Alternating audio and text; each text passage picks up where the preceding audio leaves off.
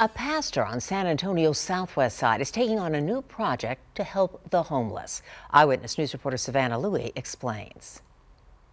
607 Frio City Road is quiet today, but lately the area's been filled with the sounds of productivity. We're here at the CSO field. If anybody wants to come and help. That voice belongs to Pastor Jimmy Robles.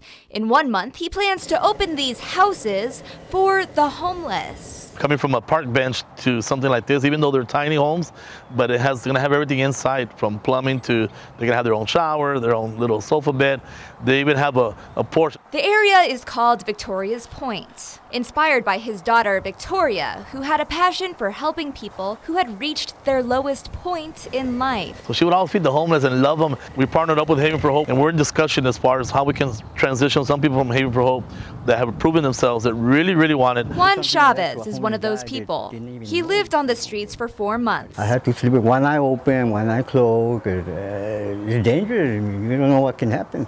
Before making his way to Jimmy Robles' other project, Last Chance Ministries, Juan began helping out at the church and was recently thanked with a residency here. To me, it's perfect. It's for somebody like being homeless. You never had nothing like that. Never thought you would have something like that. It's big.